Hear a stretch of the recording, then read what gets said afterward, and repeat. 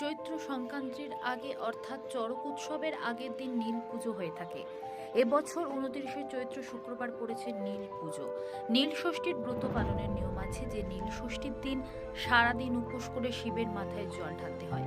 নীল ষষ্ঠীতে শিবের পুজো মাথায় জল ঢাললে মহিলাদের ভিড় লক্ষ্য করা গেল শুক্রবার আরামবাগের পাড়ের ঘাট কালী মন্দিরে। নীল ষষ্ঠী উপলক্ষে শিবের মাথায় জল ঢালতে লম্বা লাইন দেখা যায়। পাশাপাশি এদিন শিবের মাথায় জল ঢেলে কালী মায়ের পুজো দিতে দেখা যায় ভক্তদের। রোদে পুজো দিতে কারো যাতে অসুবিধা না হয় সেই জন্য মন্দির কমিটির পক্ষ থেকে করা হয়েছিল প্যান্ডেল।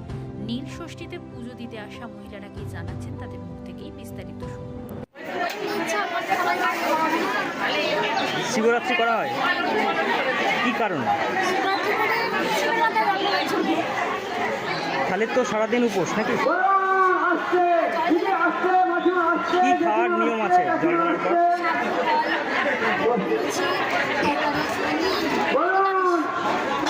আচ্ছা, ডায়েট, এটা কি ডায়েট অ্যাকচুয়ালি? কি নাম? কোথায় বাড়ি? কি করেন আপনি? কোনখানে? কার সঙ্গে এসেছেন?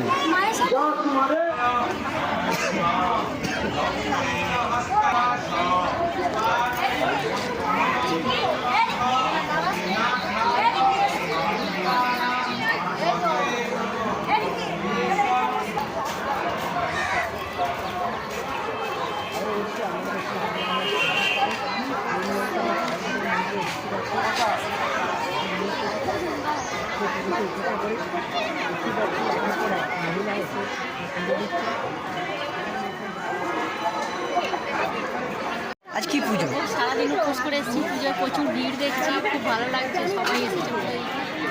কোথায় পুজো দিতে এসেছেন? আমি এসেছি রবীন্দ্রপল্লী থেকে। রবীন্দ্রপল্লী। আজ কি পুজো? আজকে নীল ষষ্ঠী পুজো। কিভাবে এই পুজো পালন করা হয়? সেটা আমি বলতে পারবো না সঠিকভাবে।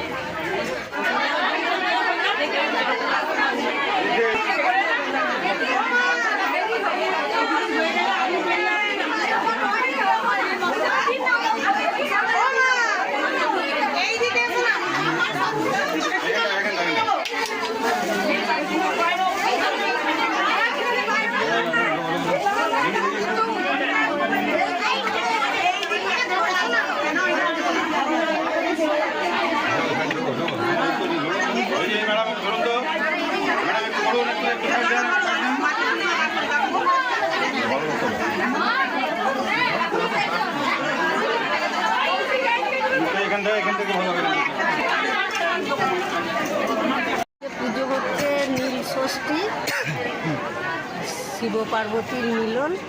এই উদ্দেশ্যে ছেলেদের নামে বাবার কাছে পুজো দেওয়া আর বা রাত গাজন আজকে। আচ্ছা, কোথায় পুজো দিতে এসেছেন? এই রামেশ্বর শিব মন্দির, পাড়ের ঘাট। কোথায় বাড়ি আপনার? আমার বাড়ি আরামবাগ। আপনার নাম? আমার নাম স্বর্ণলতা কর্মকার। মহাত্মান মহাযোগী মহেশ্বর মহাপাপ হরণ দেব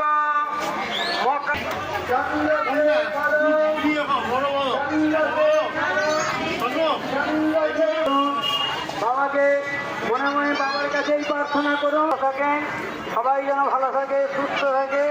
বাবার কাছে নীল ষষ্ঠী শিবের জন্মদিন, সব মায়েরাই তো পুজো করছে, আমরা পুজো করছি।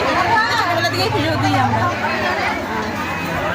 এটা কি মানে উপবাসটা কিভাবে করেন? না খেয়ে এই দিন করি, সন্ধ্যাবেলাও খেয়ে নিই আমি। এখন আর থাকতে পারি না। কোথায় বাড়ি আপনার? বিবেকানন্দ পল্লীতে থাকি, আমি দেশে বাড়ি বন্দরে। কি নাম আপনার?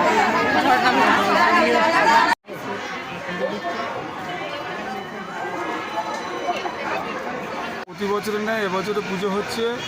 সকাল থেকে প্রচুর দর্শনার্থীদের ভিড়। সবাই তার সংসারের ছেলে সন্তানদের মঙ্গল কামনায় পুজো দিচ্ছে। হ্যাঁ, প্রতি বছরই এখন হয়ে থাকে। আর কি বলবেন? এবছরে কেমন ভিড় দেখছেন? এবছর প্রচুর ভিড়, সকাল থেকে প্রচুর ভিড়, রাত 10টা পর্যন্ত লোক থাকে। মন্দিরের পক্ষ থেকে কী ব্যবস্থা নেওয়া হয়েছে? মন্দিরের পক্ষ থেকে সব রকম ব্যবস্থা নিয়েছে, কোনো মানুষের জন্য কোনো অসুবিধা হয় সেটা দিয়ে দেখা হচ্ছে জলের ব্যবস্থা আছে, ওষুধের ব্যবস্থা আছে, সবই ব্যবস্থা আছে। হ্যাঁ, তিরপল দিয়ে প্যান্ডেল ফ্যান্ডেল করে দেওয়া হয়েছে, সব ব্যবস্থাই আছে, কোনো অসুবিধা যাতে না হয় আমরা সেই দিকে নজর রেখেছি। আপনার পরিচয় দাদা? আমি মন্দির কমিটির সেক্রেটারি, আমার নাম প্রশান্ত মাল।